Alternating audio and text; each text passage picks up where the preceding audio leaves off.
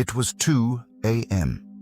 Marcus Aurelius, Emperor of Rome, commander of the most powerful army on earth, was sitting alone at a wooden desk somewhere on the northern frontier. Outside, his soldiers were sleeping in the cold. A war had been dragging on for years. His closest friend had just died. His body was failing him, and instead of sleeping, he was writing, not orders, not strategy. He was writing to himself. You have power over your mind, not outside events. Realize this, and you will find strength. No one was meant to read those words. He wasn't performing. He wasn't building a legacy. He was training, quietly, in the dark, alone, the most powerful man in the world, sitting in silence, doing the one work that actually mattered, training his mind. That was almost 2,000 years ago. And here is what's remarkable. The challenges Marcus faced that night, the pressure, the grief, the uncertainty, the pull toward chaos, are the same challenges you face today. The names are different, the setting is different, but the battle is identical. Because the battle has always been the same. It has never been out there. It has always been in here. Most people never understand this. They spend their lives trying to control outcomes. The job, the relationship, the economy, other people's behavior. And when things don't go the way they planned, they feel helpless, defeated. Like life is something that happens to them rather than something they move through with intention and strength. But here is what the Stoics knew, what Marcus knew at 2 a.m. on that cold frontier, that the only thing you ever truly control is how your mind responds. Not the event, the response. Not the pressure, the posture you hold under it. Not the fall, the speed at which you rise. That is not passive acceptance. That is the deepest form of power available to a human being. And it is trainable. This audio is not here to excite you. It is not here to give you a temporary rush that fades by Thursday. What it's here to do is far more quiet and far more permanent. Over the next 60 minutes, we will build 8 mental disciplines together. Not theories, practices. Each one targeting a real gap between who you are under pressure right now and who you are fully capable of becoming. The journey moves in one direction, from reactive to trained, from scattered to clear, from someone who survives situations to someone who wins them. Every chapter is one step deeper into that transformation. Every chapter is one layer closer to the mind you already have inside you, the one that has simply never been given a system. 8 chapters, one thread running through all of them, the same thread that ran through Marcus Aurelius, writing alone at 2 a.m. The same thread that runs through every person who has ever built something real in silence, under pressure, without applause. You don't control the world, you control the mind that moves through it. Train that, everything else follows. Chapter 1.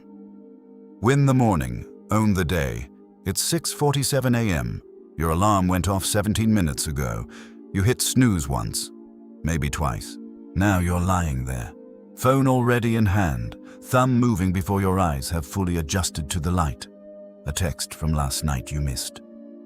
An email with a subject line that immediately tightens something in your chest. A news notification about something you can't control and didn't ask to know about. And somewhere in the background, a half-formed thought about everything you need to do today. You haven't even stood up yet, and already, your mind belongs to someone else. This is how most mornings begin. Not with intention, not with clarity, but with a slow, invisible surrender. Handing the first and most valuable hour of your day to notifications, to other people's agendas, to the noise of a world that was already running without you and will keep running whether you tune in or not. Here is the principle that changes everything about this. The first hour of your day is not a warm-up. It is a declaration. A signal your body sends to every part of you about what kind of day this is going to be. Focused or scattered, intentional or reactive, yours or everyone else's. How you spend that first hour sets the tone for everything that follows. The mind you bring to 9 a.m. is built in the 60 minutes before it. Win the first hour. Win the day. Most people treat the morning like a waiting room, something to get through before the real day starts. They stumble from alarm to coffee to inbox, half present, already behind, already reacting. By the time they sit down to do anything that actually matters, they've already spent their sharpest mental energy on things that didn't deserve it. The person who wins is not the one who works hardest at noon.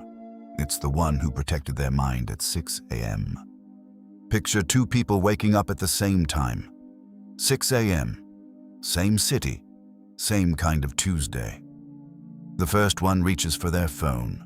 Within 4 minutes, they're reading about a political argument they weren't part of, a celebrity they don't follow, and a work email that genuinely could have waited until 9. Their heart rate is already slightly elevated. Their attention is already fragmented. They feel vaguely anxious and can't explain why. The second person puts their phone face down. They sit on the edge of the bed for 60 seconds and just breathe. They drink a glass of water. They open a notebook and write 3 things.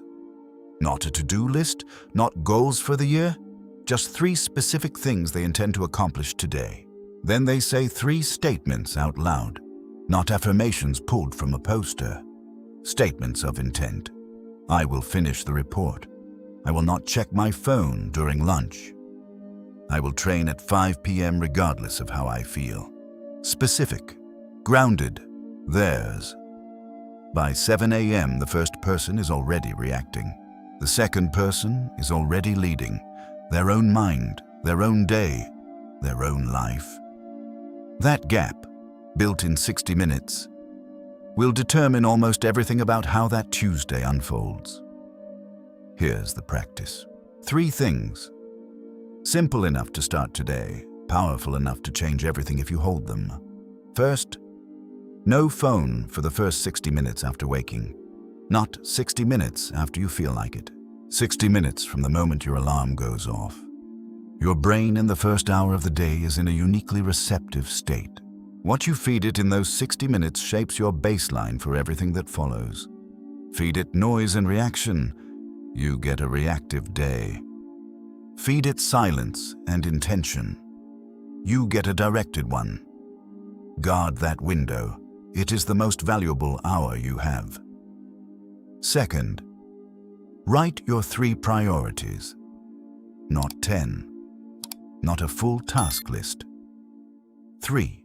The 3 things that, if completed today, would make today a win by any honest measure. Write them on paper, not typed, not voice noted, written, because the physical act of writing creates a level of commitment that a screen cannot replicate. Third, say one thing out loud that you intend to be true today. 1 sentence, spoken clearly. Today I finish what I started. Or, today I don't react to things I can't control. Your own voice, heard by your own ears, carries a different weight than thought alone. You are not performing, you're setting a standard, before the day has had a chance to test it. These 3 things take less than 15 minutes. They cost nothing. They require no app, no equipment, no subscription. What they require is a decision made every morning, before the world gets to you first. Now stop for a moment and ask yourself honestly, not as a judgment, just as an observation. In the last 7 days, how many mornings did you own the first hour? How many did you hand it away within the first 5 minutes of waking? And what did those 2 kinds of days feel like by 3 p.m.? You already know the answer. The people who consistently operate at the highest level, not just in their careers, but in their ability to stay calm, stay clear, stay grounded under real pressure, almost universally share one thing. Not talent, not luck. A protected morning, a space carved out and defended day after day, long before anyone was watching and long before it produced any visible result. They didn't wait to feel ready. They showed up. every morning before the noise started. That is available to you. Starting tomorrow, when you put your phone on the other side of the room tonight so that reaching for it first thing becomes physically inconvenient. One small change, one enormous consequence. Your day begins before you think it does. Win the morning. The rest follows. Chapter 2. Nothing steals your focus without your permission. It's 10:14 a.m. You sat down 40 minutes ago with one clear intention. Finish the proposal, the report, the project, whatever it is that actually moves your life forward. You opened your laptop. You found the document. You typed one sentence. Then a Slack message appeared in the corner of your screen. You told yourself you'd just glance at it. Then an email notification. Then your phone buzzed on the desk. Face up, because you forgot to flip it over. Then you quickly checked something that turned into 8 minutes of scrolling. And now you're back at the document, staring at that one sentence, and the deep focus you had 40 minutes ago is completely gone. You didn't lose the morning to laziness, you lost it to permission. Every single interruption that landed in your space today, you let it in. Not consciously, not deliberately, but you left every door open, every window unlocked, every notification enabled. And the world, which is engineered from the ground up to capture and hold human attention, walked straight through every one of them. This is not a willpower problem. This is an architecture problem. Here is the principle at the center of this chapter. Focus is not a feeling. It is not a personality trait you either have or don't. It is not something that arrives when the conditions are right and disappears when they're not. Focus is a boundary. And like every boundary, it doesn't enforce itself. You enforce it, or you don't. And if you don't, the world will fill every unguarded inch of your attention with something that serves its agenda, not yours. Focus isn't found, it's protected. Most people approach focus backwards. They wait to feel focused before they start working. They look for the right mood, the right environment, the right moment of inspiration. And while they're waiting, they scroll, they check, they browse. They tell themselves they're getting ready. But what they're actually doing is training their brain, repetition by repetition, to expect stimulation every 30 seconds. And a brain trained on constant stimulation cannot produce deep work. It has forgotten how. The cost is invisible until it isn't. You spend a whole year feeling busy, always responding, always reacting, always moving. And then one quiet Sunday, you look at what you actually built, what you actually finished, what you actually moved forward. And the number is smaller than it should be. Much smaller. Not because you lacked effort, because your effort was scattered across 100 directions that none of them ran deep enough to matter. Picture your attention as a room with 6 doors. Every notification is someone opening one of those doors and stepping in uninvited. Every open browser tab is a window left cracked. Every phone face up on the desk is an unlocked back entrance. You didn't invite these guests. You didn't choose them. But they're in the room now, taking up space, pulling your eyes, fragmenting the one resource that cannot be recovered once it's spent. That resource is not time. Everyone talks about time. The real resource is depth, the capacity to hold one thing in your mind long enough and hard enough to do something with it that actually counts. 1 hour of genuine depth beats 4 hours of scattered effort. Every time, without exception. Here's the practice. First, turn off every non-essential notification. Not on silent. Off.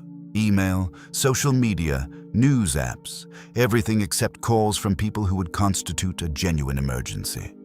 Do this now, before the next work session, not someday when you feel ready. This single action will feel uncomfortable for approximately 2 days.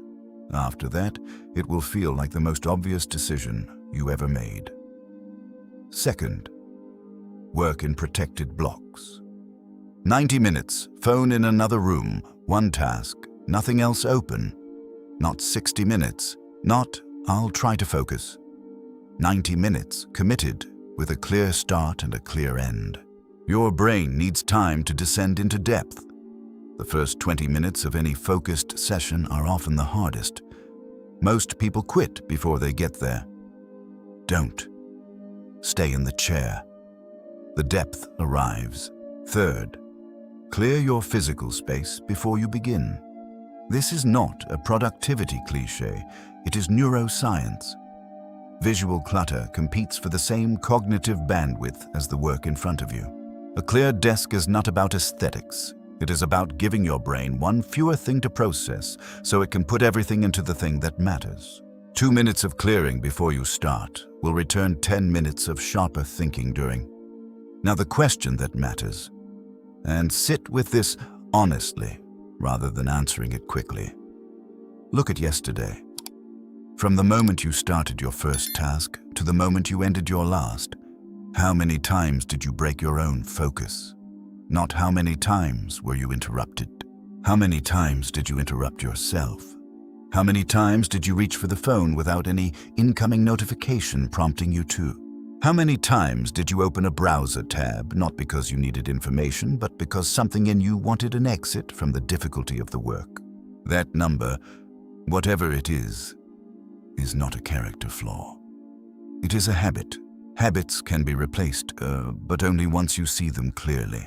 The people who produce the most, who build the most, finish the most, compound the most over time, are not the most talented.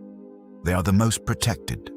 Protected from noise, protected from interruption, protected from the slow, invisible drain of a life lived in permanent reaction mode. They didn't find focus, they built walls around it. And then they showed up inside those walls every day and did the work that scattered people never finish. Because scattered people never start the part that actually counts. Your attention is the most valuable thing you own.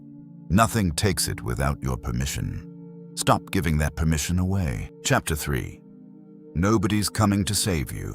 That's the good news. There is a story most of us carry without knowing it. It starts early. Someone, a parent, a teacher, a coach, tells you that if you work hard enough, the right opportunity will appear, that the right mentor will find you, that the system, if you play by its rules, will eventually reward you. That patience is a virtue, and your moment is coming. So you wait. You wait for the promotion that will finally recognize what you've been building. You wait for the business idea that feels completely ready before you start. You wait for the relationship to fix itself, for the motivation to arrive, for the circumstances to align into something that finally feels fair. You wait for someone, anyone, to come along, see what you're capable of, and hand you the thing you've been standing at the door of for years. And the waiting feels reasonable. It feels humble. It feels like the responsible, patient thing to do. But here is what the waiting actually is. It is a cage. And you built it yourself. Not out of weakness. Out of a story you inherited that was never examined. Never tested against the reality of how lives actually change. Because here is the reality. No one is coming. Not the mentor. Not the perfect moment. Not the lucky break that finally makes everything click. Not the version of circumstances that feels fair enough to justify full effort. None of it is arriving on a schedule. None of it is guaranteed.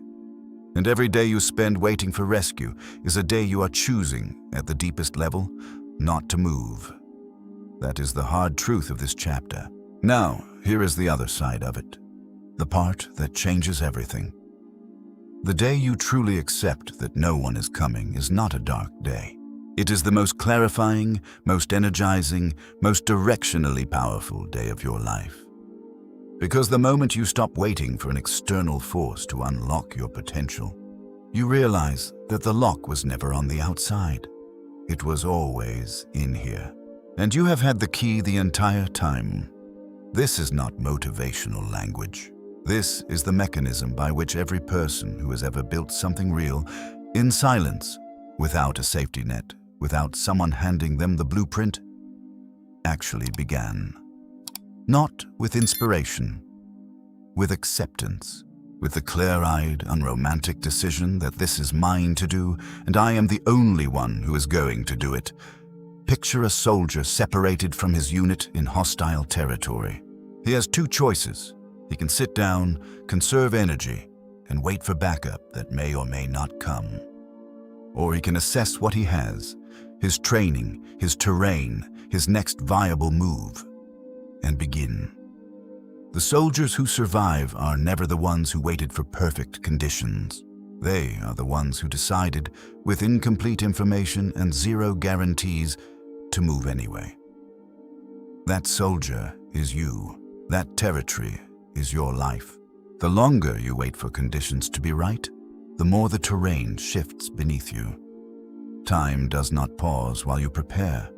Opportunities do not hold their position while you gather confidence. The version of your life that you want does not sit patiently at the end of a road that only opens when you feel ready. It exists on a road you build by walking. Most people never start walking, not because they don't want to, because they are waiting to feel ready. And ready is a feeling that arrives after you begin, not before. Read that again. Ready is a feeling that arrives after you begin, not before. No one who ever did anything significant felt ready at the start. They felt uncertain, underprepared, and more than a little afraid. What separated them from everyone still waiting was not confidence. It was the decision to move in spite of the absence of it. Here is the practice. First, identify one thing you have been waiting on. Not a vague goal. One specific thing. The business you haven't started. The conversation you haven't had. The application you haven't sent. The habit you've been planning to begin since January. Write it down. Look at it. Name the thing you've been telling yourself is not quite ready. Second, identify what you have been waiting for. Be ruthless here. Are you waiting for more time, more money, more certainty, someone's approval, the right feeling, whatever it is? Write that down beside it. Because what you'll find almost every time is that the thing you're waiting for is either outside your control or it is something that will only arrive after you act, never before. Third, take one concrete step today, not a planning step, not a research step, a real step. Something that moves the thing forward in the world, not just in your head. It does not need to be large. It needs to be real. An email sent, a page written, a conversation initiated. One brick laid on a foundation that yesterday existed only as intention. Now ask yourself this, and let it sit. Don't rush past it. What is the most important thing in your life right now that you have been waiting on someone or something else to make possible? And if that person never comes, if that moment never arrives, what happens to that thing? What happens to that version of you? You already know the answer, which means you already know what this requires. The world is full of talented, capable, intelligent people who are waiting to be discovered, waiting to be given permission, waiting for someone to build the road they are standing at the beginning of. Don't be one of them. Nobody is coming. Pick up the tools. Start building. That is not a tragedy. That is the most honest, most powerful, most freeing thing you will ever accept about your life. Nobody's coming, which means it was always yours. Now move. Chapter 4. Fall down. Get up. Repeat. It's 3 p.m. on a Wednesday. You just got out of a meeting that didn't go the way you prepared for. Maybe you pitched an idea and it landed flat. Maybe you got feedback that stung more than you expected. Maybe something you spent weeks building just fell apart in a single conversation. And now you're sitting in your car in the parking garage, or at your desk staring at a screen you're not seeing, replaying the last 40 minutes on a loop. The spiral has already started. First, it's the specific thing that went wrong. Then it's the pattern. This always happens to me. Then it's the identity. Maybe I'm just not cut out for this. Then it's the future. What's the point of trying again if this is how it ends? And somewhere in that descent, the rest of the day is gone. Not because anything else went wrong, because one thing went wrong. And your mind, untrained, followed it all the way down. This is not weakness. This is the default. The untrained mind does not distinguish between a setback and a catastrophe. It treats a bad meeting the same way it treats a genuine emergency, with the same flood of cortisol, the same narrowing of perspective, the same gravitational pull toward worst-case thinking. Left to its own devices, it will take a single bad hour and turn it into a lost day, a lost week, a lost confidence that takes months to rebuild. But here is what separates the people who consistently perform at the highest level from everyone else. Not the absence of setbacks. They have setbacks constantly, not the absence of failure. They fail regularly, visibly, sometimes publicly. What separates them is recovery speed. The trained mind does not avoid falling. It masters the art of getting back up, faster, cleaner, and with less damage to the hours and days that follow. Recovery is a skill. And like every skill in this audio, it can be trained. Think about an NFL quarterback who just threw an interception in the third quarter. The crowd is loud. His teammates are looking at him. The other team is celebrating 40 yards away. He has approximately 45 seconds before his offense is back on the field, and he needs to perform again at the highest level. Does he spend those 45 seconds replaying the throw? Does he stand on the sideline cataloging everything that went wrong, questioning his preparation, wondering what his coaches think of him? No. He resets. Visibly, deliberately, physically, he resets. He takes a breath, looks at his wristband, talks to his coordinator, and walks back onto the field as if the interception happened in a different game to a different person. That is not denial. That is training. That reset didn't happen because he's naturally resilient. It happened because he has run that reset 10,000 times in practice, in film sessions, in the private mental work that never makes the highlight reel. He built a mechanism, a specific, repeatable process for returning to clarity after a mistake. And he uses it every single time, whether the stakes are high or low, whether anyone is watching or not. You need that same mechanism, not for the football field, for the Wednesday afternoon parking garage, for the inbox that just delivered news you didn't want, for the moment when the thing you worked hardest on doesn't land the way you believed it would. Here is the practice. 3 questions in order, every time. First, what do I actually control right now? Not what went wrong, not who is to blame, not what you should have done differently 3 weeks ago. What can you influence, change, or act on in the next 60 minutes? Your answer will almost always be smaller than the problem feels. Good. Smaller is manageable. Focus only there.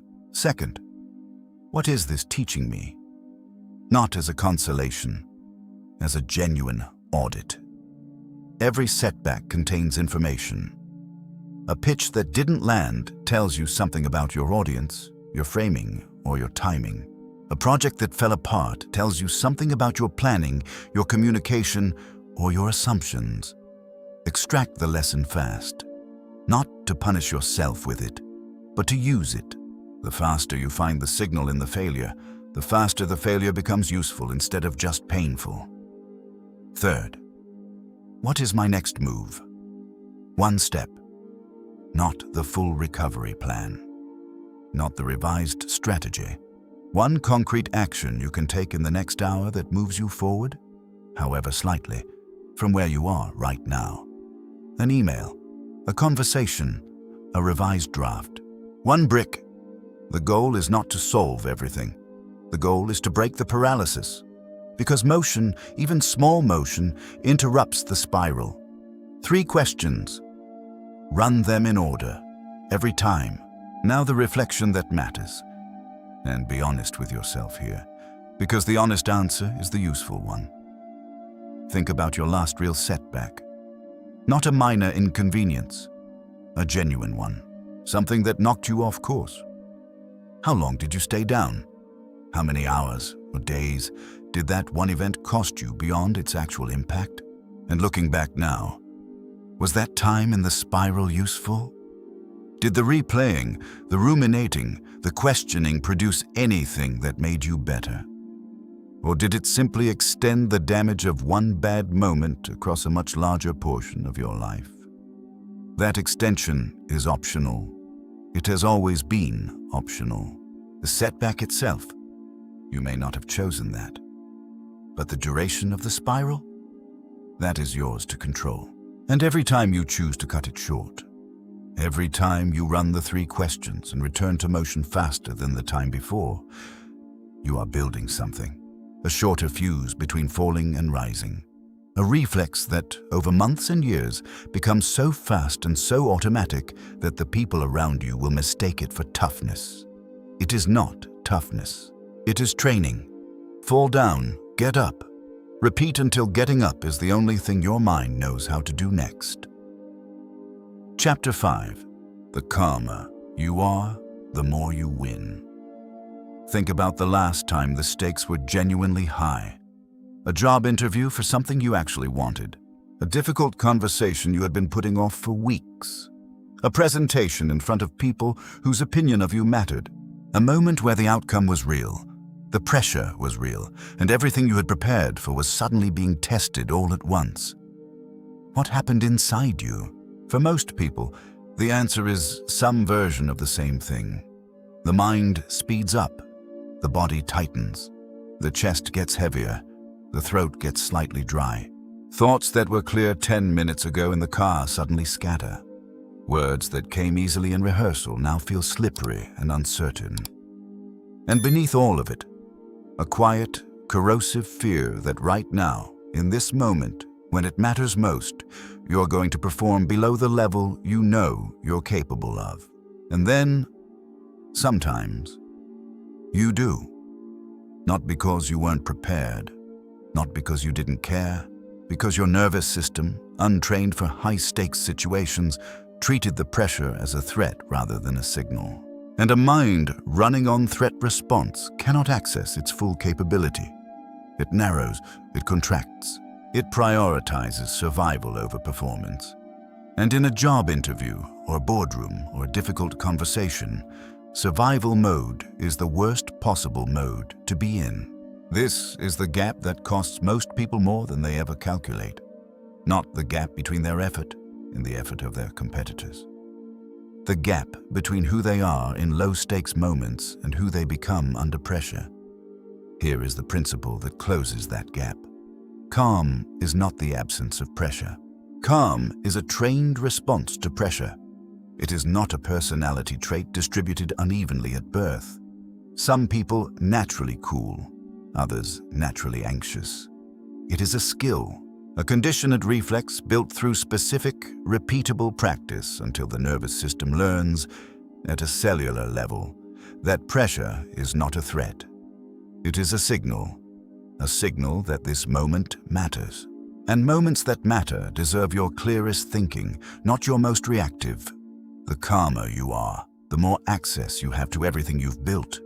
Your preparation, your intelligence, your judgment, your instincts.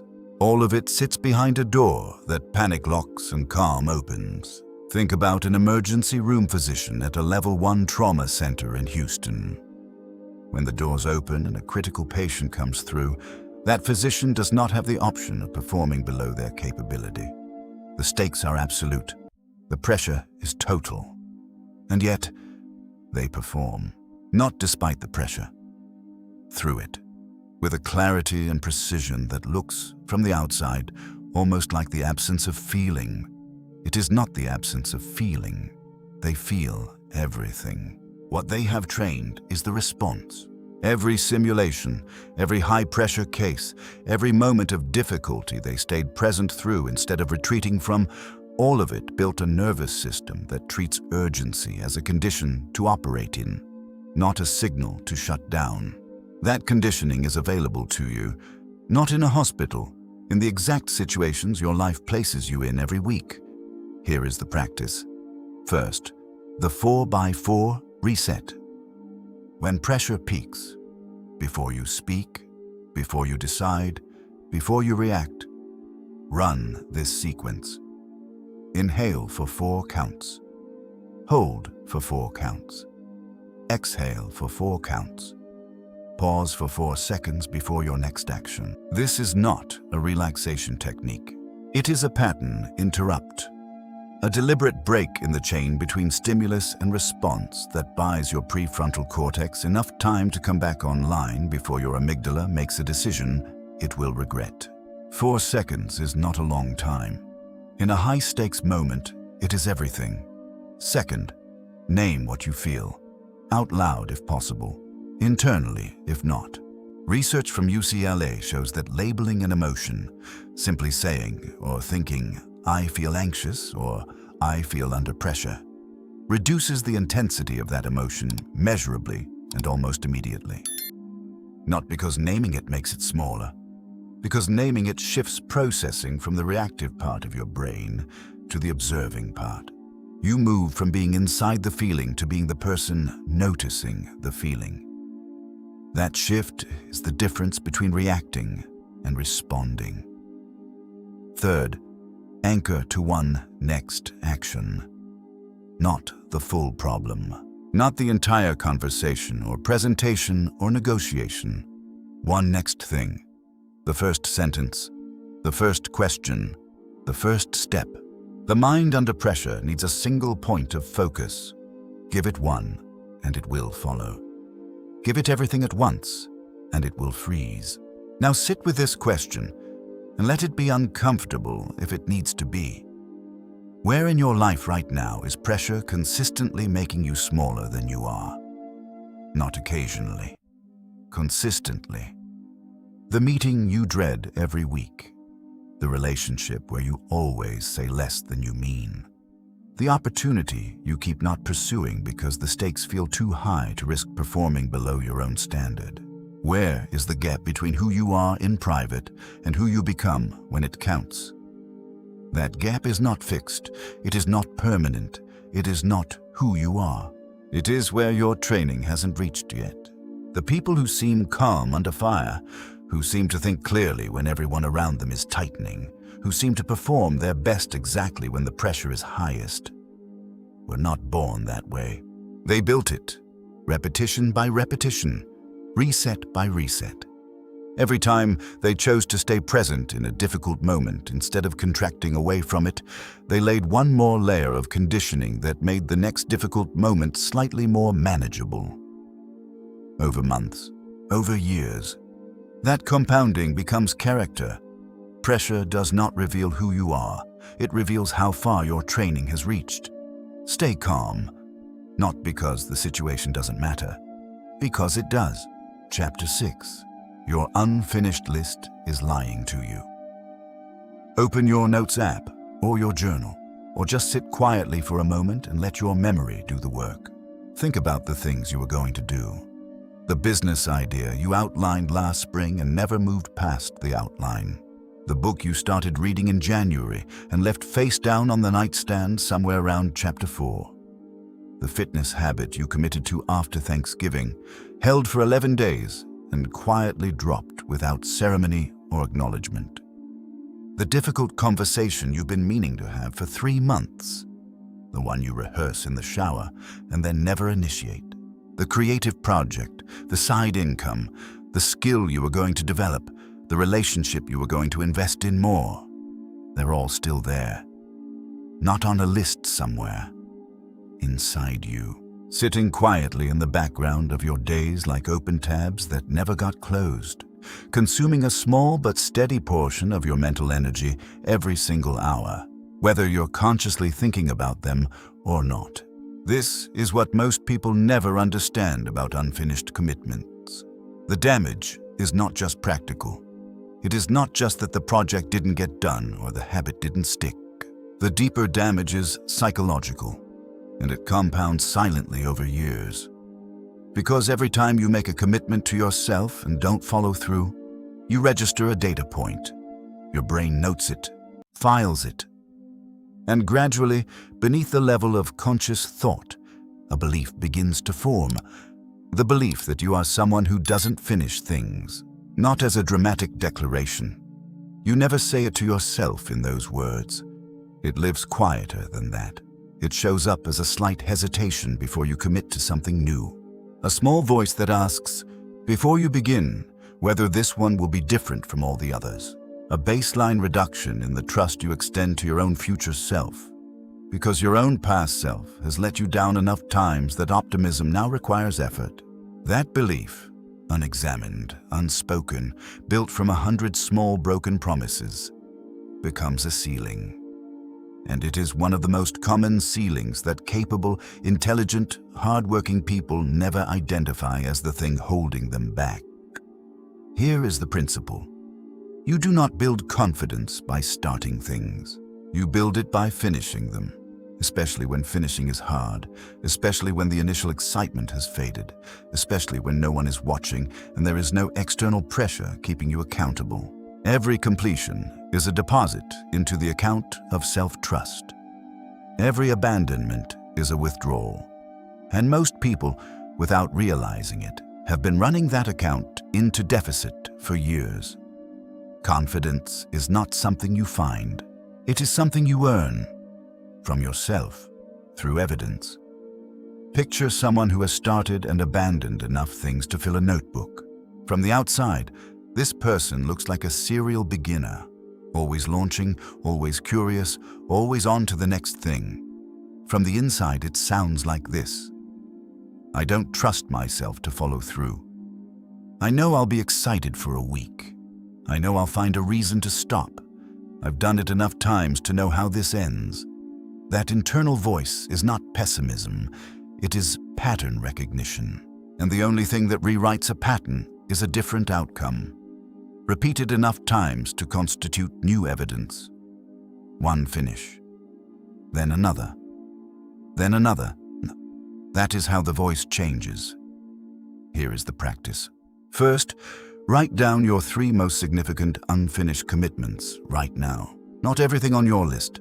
The 3 that carry the most psychological weight. The ones that surface most often. The ones attached to the largest gap between who you intended to be and who you've been. Write them down and look at them without judgment. You are not cataloging failures. You are mapping the territory you are about to reclaim. Second, assign a completion date to each one. Not a vague intention, a specific date. This week, next week, within 30 days. Something real enough that you could mark it on a calendar and feel accountable to it. The act of assigning a date transforms a wish into a commitment. It gives your brain a container. And brains work better with containers than with open-ended intentions floating in abstract future time. Third, before you start anything new, audit what is already open. This is the discipline that protects the other 2. The pull toward new beginnings is strong. New things feel exciting, possible, unmarked by the friction that made old things hard. But every new beginning started on top of an unfinished old one adds to the deficit. One thing at a time. Close the loop, then open the next one. Now ask yourself this, and sit with it long enough to feel it, not just think it. What would it mean, not practically, but personally, to actually finish the most important, unfinished thing on your list? What would you feel in the moment you completed it? And what would it do to the voice inside you that has been quietly telling you that you're someone who starts but doesn't finish? You already know what it would do. It would change the story, not all at once, not permanently from a single finish, but incrementally, one completion at a time. The evidence accumulates. The voice gets quieter.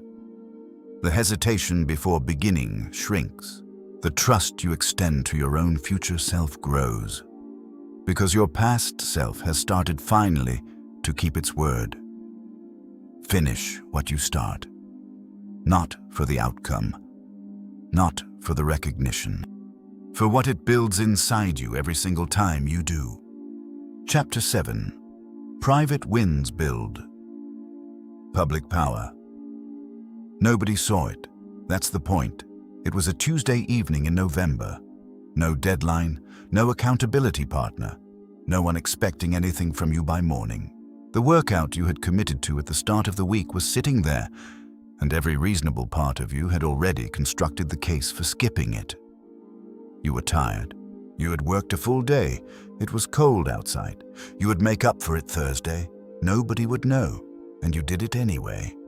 Not because someone was watching, not because missing it would have consequences anyone could measure, but because somewhere, in the part of you that keeps score, even when no one else does, you had made a commitment. And that commitment was either real or it wasn't. That decision, made alone, in the cold, on a Tuesday in November when it genuinely didn't matter to anyone but you, was one of the most important decisions you made all year. Not because of the workout, because of what it said about who you are when the audience disappears.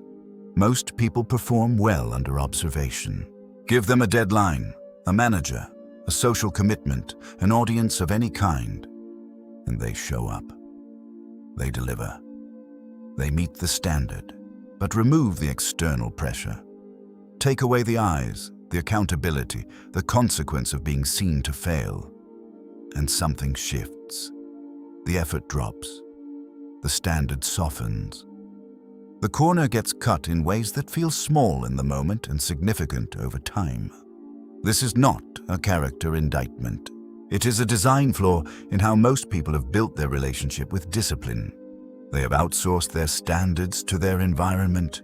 When the environment demands excellence, they produce it. When the environment is indifferent, they coast. The problem is that your environment is indifferent far more often than it demands. Most of your life happens in private. Most of your decisions, what you eat, how you spend your evenings, whether you do the work you said you would do, whether you keep the promise you made to yourself last Sunday, are made in rooms where no one is watching and nothing external is enforcing the standard. And those private decisions, accumulated over months and years, are the actual architecture of who you become, not the performance, the practice. Here is the principle. Your private behavior is your real character. Everything else, the version of you that shows up for meetings, for evaluations, for the moments when being seen matters, is downstream of it. You cannot perform publicly at a level that your private practice doesn't support. Not sustainably, not under real pressure. The gap between public performance and private practice always closes, and it always closes downward. Private discipline builds public power, not the other way around. Think about the athlete who arrives at the gym before anyone else and leaves after everyone has gone.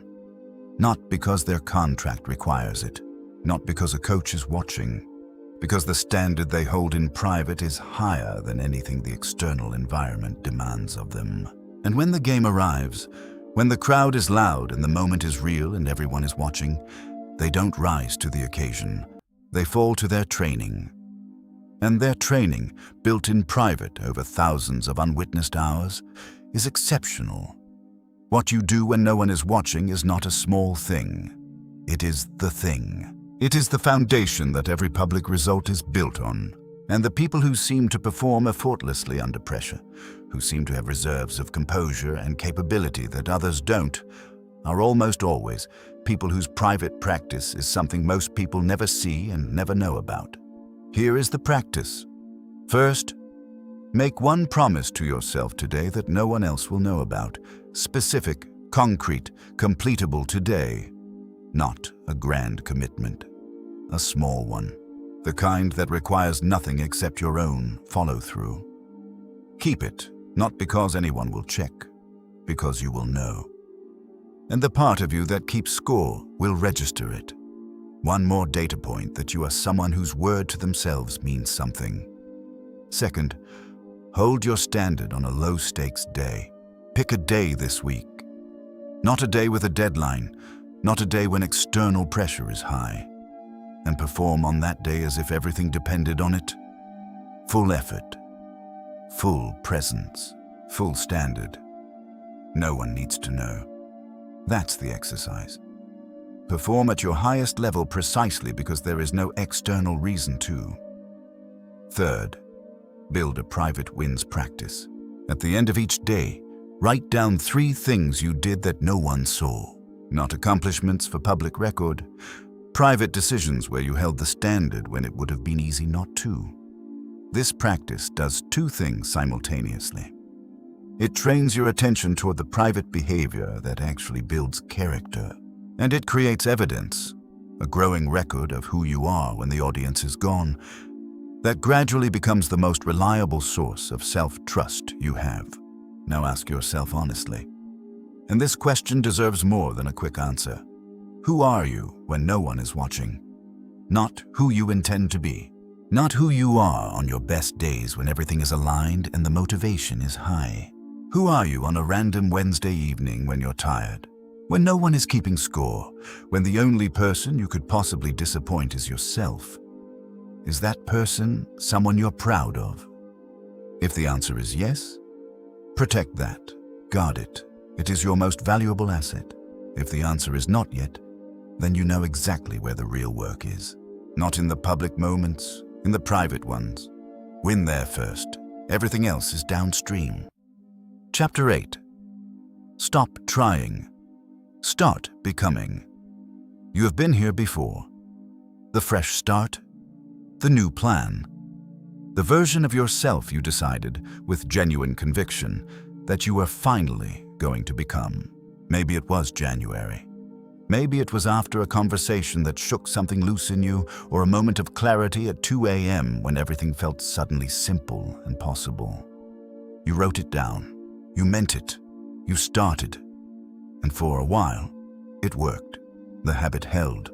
The standard stayed. The new version of you showed up day after day, and it felt different this time. It felt real.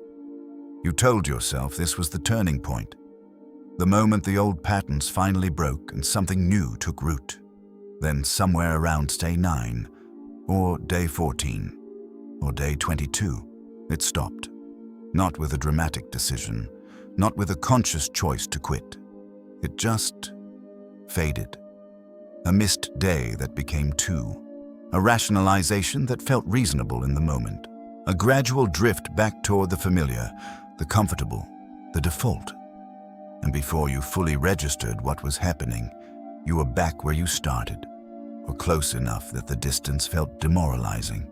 This has happened before, more than once. And here is the question you need to answer.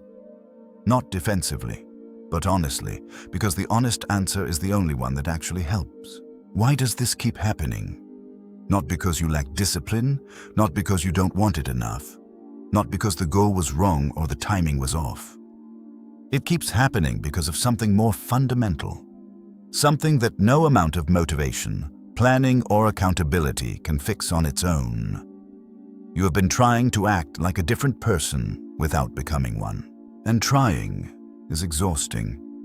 Trying requires constant effort, constant decision-making, constant willpower deployed against the resistance of who you currently are.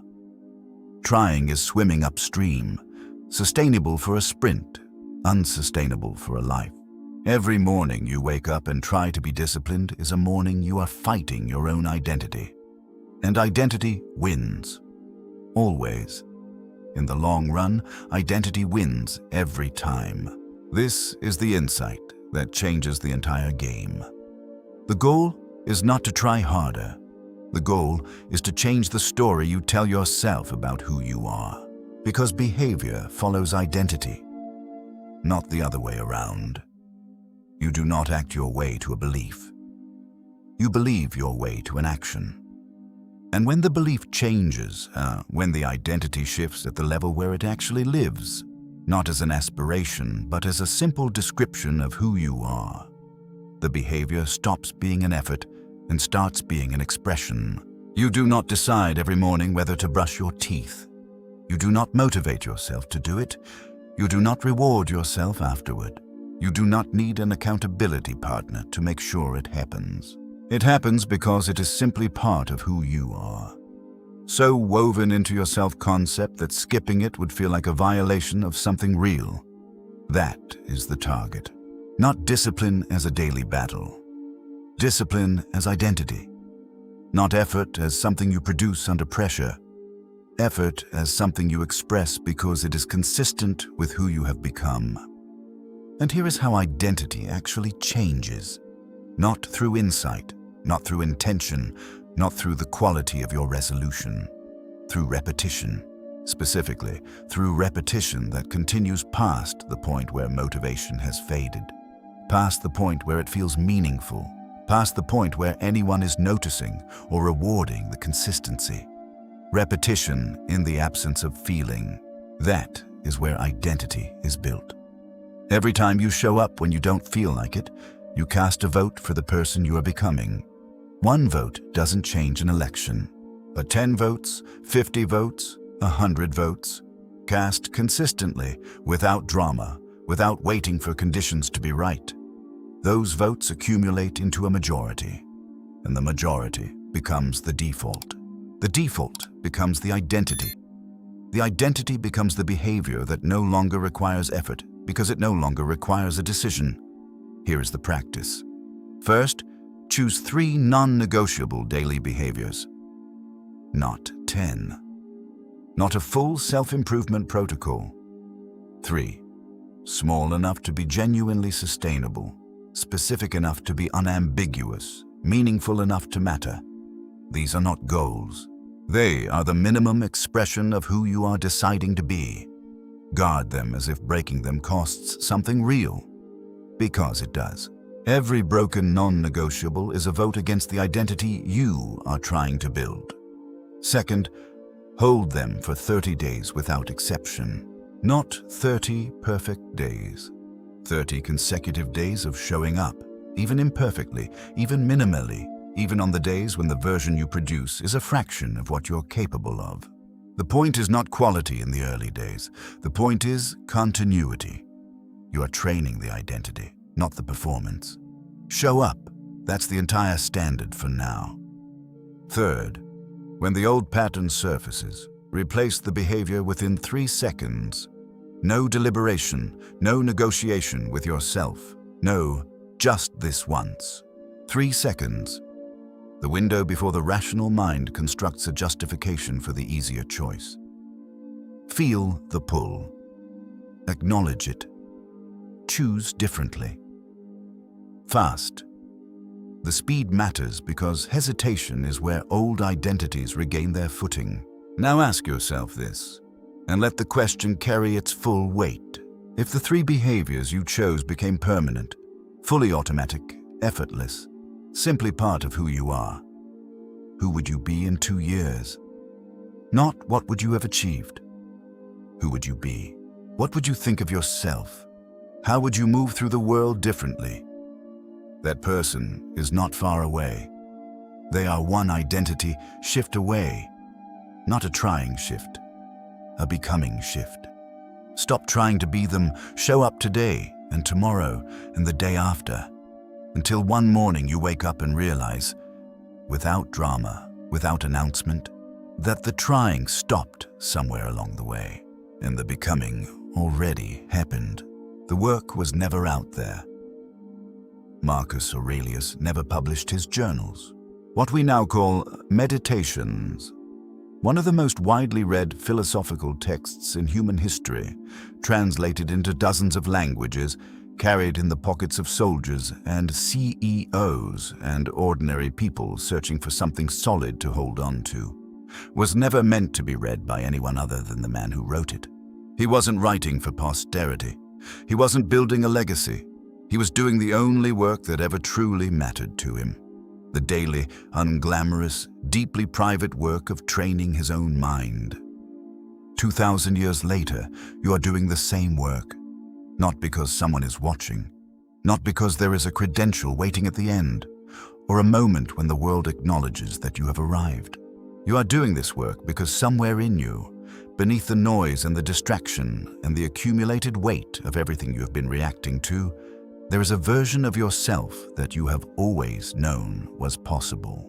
Clearer, steadier, more capable under pressure, more honest in private, more deliberate in the way you move through the hours and the days that make up the only life you have. That version is not a fantasy. It is not the idealized self of someone who has never failed, never spiraled, never woken up on a Wednesday and surrendered the morning before they were fully awake. It is a trained self, a practiced self, built not in the dramatic moments, but in the quiet ones. The 6 a.m. decision, the 3-question reset, the private promise kept when no one was counting. That is what these 8 chapters were about. Not 8 theories about the person you could be someday. 8 practices available to you today, in the life you actually have, with the circumstances you actually face, on the mornings when you feel ready, and on the mornings, more numerous and more important, when you don't. Win the morning before the world gets to you first.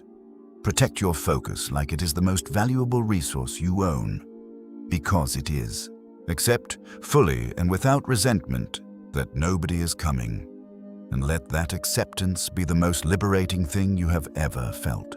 Fall down and get up faster every time until getting up becomes the only reflex you have. Stay calm under pressure, not because the stakes don't matter, but because they do. Finish what you start, every single time, because that is how you earn the one thing no one can give you. Win in private, in the rooms no one sees, because that is where your real character lives. And stop trying to become someone better. Simply begin being them, one repeated choice at a time, until the trying disappears and the becoming remains. 8 disciplines. 1 thread. The mind is the territory. Everything else is weather. Here is what I want you to carry forward, not as a concept, but as a practice. Tonight, before you sleep, open a notebook and write 3 things. First, 1 moment from today where you chose the trained response over the default one, however small. A pause before reacting, a focused hour, a private promise kept. Name it. It happened. It counts. Second, 1 discipline from these 8 chapters that you commit to practicing tomorrow. Not all 8. 1. The one that named the gap most clearly. The one that described, with uncomfortable accuracy, where your untrained default has been costing you the most.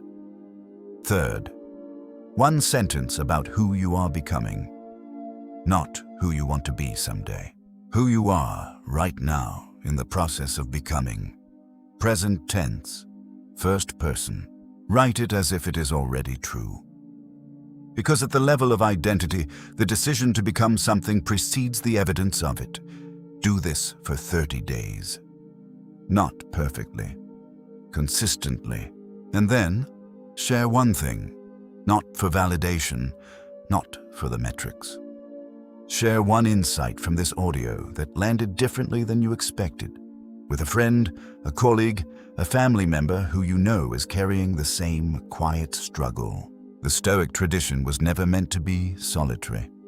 Marcus wrote alone, yes, but the wisdom was always meant to move. From person to person, conversation to conversation, 1 honest exchange between 2 people who are both trying to do the same unglamorous work of becoming someone they are proud of in private. The work is yours. It always was.